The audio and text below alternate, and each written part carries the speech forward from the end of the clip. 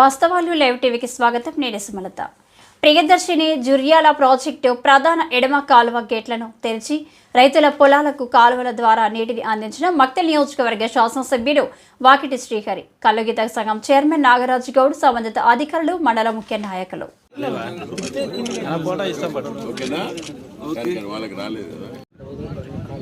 ఎవరు ఏం చేసినా కూడా అందరికీ 4 మెతుకులు ప్రతి నోట్లకు పోవాలంటే రైతు బతుకున్నారు.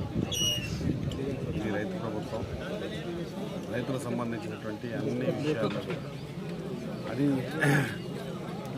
సంక్రాంతి అయిన తర్వాత రైతు బంధు చేసే విషయం కానివ్వండి, లేకుంటే రైతుల జీవితాల్లో వానికున్న ఆస్తి అంతా ఒకటి వాని పాస్బుక్ మీదనే వాని జీవితం అంతా ముడిపడి ఉంటుంది. వారి సంసారము, పిల్లలు, వాళ్ళ చదువులు, పెండిళ్ళు, పేరెంటాలు, చావులు, బతుకులు అంతా పాస్బుక్ చుట్టుముడి తిట్లాడుతూ ఉంటాయి. అటువంటి పాస్బుక్లు చుట్టుముడి తిట్లాడుతున్న రైతు కుటుంబంలో ఈ అప్పుల బెడద తీసేయాలా. ఆనాడు రాజశేఖర రెడ్డి గారు 1 లక్ష రూపాయలు రుణమాఫీ చేసి ఏ విధంగానైతే రైతుల్ని ముఖాల్లో సంతోషం నుంచి ఆదుకున్నాడు, అదే మాదిరిగా ఈరోజు మన ప్రియతమ ముఖ్యమంత్రి రైతు బాంధవుడు, రైతుల రాజ్యంలో, ఇందిరమ్మ రాజ్యంలో సాహసోపేతమైన నిర్ణయం. రాష్ట్ర ఆర్థిక పరిస్థితి 7.5 లక్షల కోట్ల ఉన్నటువంటి అప్పు ఉన్నటువంటి ఈ రాష్ట్రంలో కూడా రైతు కాదు మనం మాట ఇచ్చినాం. ఆ మాట ప్రకారంగా 9/12/2018 నుంచి 12/12/2023 వరకు రైతులకు సంబంధించిన 2 లక్షల రూపాయల రుణాలు ఖచ్చితంగా మాఫీ మాఫీ చేయడం అనేది ఇది ఒక నిజంగా చెప్పాలంటే సాహసోపేతమైన నిర్ణయం. ఇది అందరూ రైతులు తెలుసుకోవాల్సిన అవసరం ఉంది. చాలా మంది రైతులు ఇప్పటివరకే 70 నుంచి 80% రైతులకు అకౌంట్లలో అమౌంట్ పడ్డాయి. మక్తల్ నియోజకవర్గమే తీసుకుంటే, రాష్ట్రాన్ని తీసుకుంటే 25 లక్షల రైతులకు 21,000 కోట్ల రూపాయలు, 25 లక్షల రైతు కుటుంబాలకు 21,000 కోట్ల రూపాయలు ఈరోజు రైతులకు రుణమాఫీ చేసిన సంగతి మీ అందరికీ తెలియజేస్తా ఉన్నా ఈ రైతుల దినోత్సవం నాడు. అదే మాదిరిగా మన మక్తల్ నియోజకవర్గాన్ని తీసుకుంటే కూడా ఉమ్మడి పాలమూరు జిల్లాల అందరికంటే ఎక్కువ రైతులకు సంబంధించి ఇన్ఫర్మేషన్ ఇచ్చి 341 కోట్ల రూపాయలు మక్తల్ నియోజకవర్గానికి రైతులకు రుణమాఫీ అయింది. నాకు చాలా సంతోషంగా ఉంది. నేను చెప్పే మాట ఏదో రాజకీయ నాయకుడు చేసే ప్రసంగం కాదు. ఆన్ రికార్డుగా ప్రతి మండలానికి, ప్రతి గ్రామానికి ఎంత వచ్చిందో ఇన్ఫర్మేషన్ నా దగ్గర ఉంది.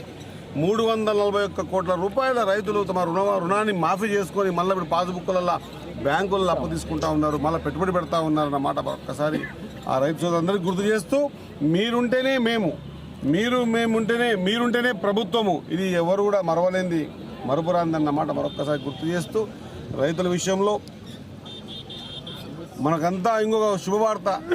గత 10 సంవత్సరాలు మనం ఎక్కడ కూడా స్ప్రింక్లర్లు కానీ రైతులకి ఇంప్లిమెంట్స్ కానీ, కల్టివేట్లు, లేకపోతే టిల్లర్లు, రోటర్వేటర్లు ఏవి కూడా మనకి సబ్సిడీలో వచ్చే పరిస్థితి లేకుండే. ఈసారి తుమ్మల నాగేశ్వరరావు గారు మంత్రివర్యులు, మన వ్యవసాయ శాఖ మంత్రివర్యులు, అదే మాదిరిగా రేవంత్ రెడ్డి గారు ఒక రైతు కుటుంబం నుంచి వచ్చారు కాబట్టి వాళ్ళు స్పష్టంగా ఈసారి నుంచి మళ్ళీ ఖచ్చితంగా గతం కాంగ్రెస్లో ఉన్నప్పుడు ఏ విధంగా అయితే ఉండేనో ఆ విధంగా మళ్ళీ అన్ని పనిముట్ల మీద సబ్సిడీ ఇవ్వాలని తీర్మానం కూడా జరిగిందన్నమాట మరొకసారి రైతు తెలియజేస్తా ఉన్నా.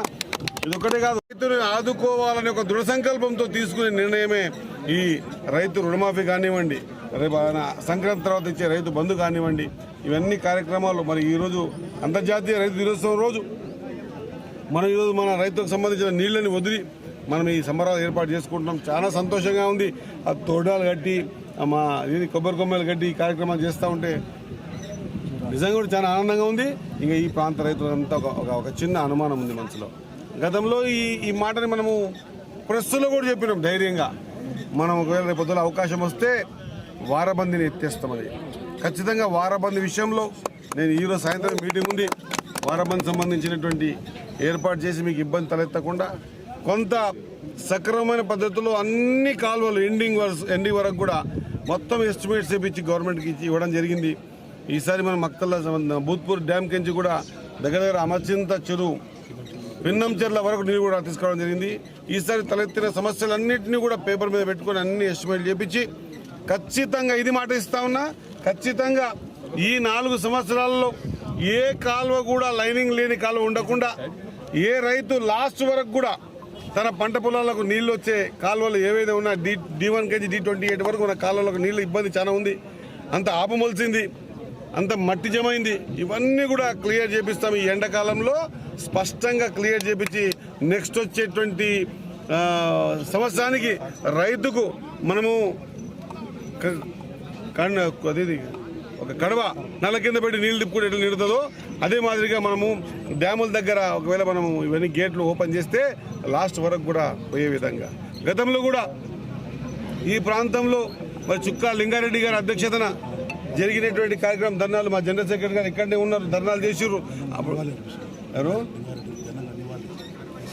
ఖచ్చితంగా ఈ ప్రాంతంలో కొంత రైతుల విషయంలో పూర్తిగా తన జీవితాన్ని ఈ ప్రాంత రైతుల కోసం, నీళ్ళని తీసుకుపోయే విధానాల కోసం, లేదా వ్యవసాయ యోగ్యమైనటువంటి అన్ని పనుల కోసం మన మధ్య లేని చుక్కా లింగారెడ్డి గారిని మరొకసారి స్మరించుకోవడం ఇది మంచి ఆనవాయితీ. కాబట్టి ఈ విధంగా రేపు రాబోయే రోజుల్లో స్పష్టంగా ఈ 4 సంవత్సరాలు మన చేతిలో ఉంది, భగవంతుని ఆశీర్వాదం ఉంది, మన ప్రభుత్వంలో ఉన్నాం.